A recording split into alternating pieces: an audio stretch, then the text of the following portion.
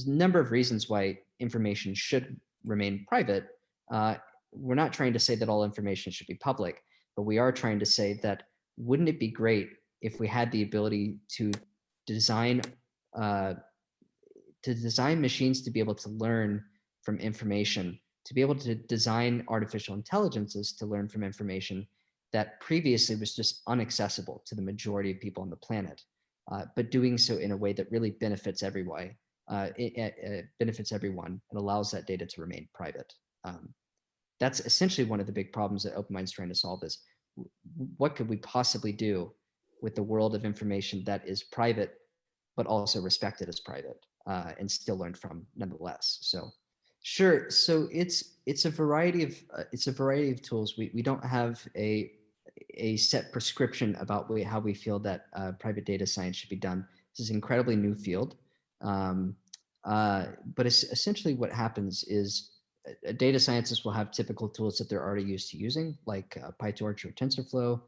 These are just code libraries that data scientists use to train AI models or run inference against them to get some sort of result from them.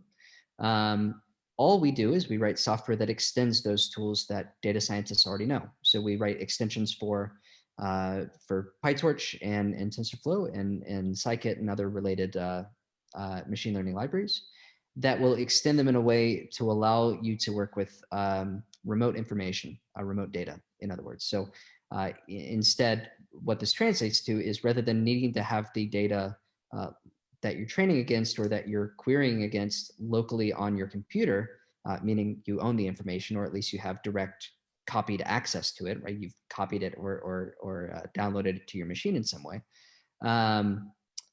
Instead, this allows you to actually work with private information, private data.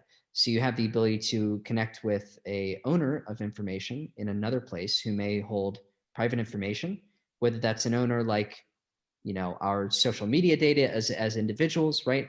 Or whether that's something larger of X corporation has a data set on their financial activities and it's private information, and maybe it could be interesting to learn from, right?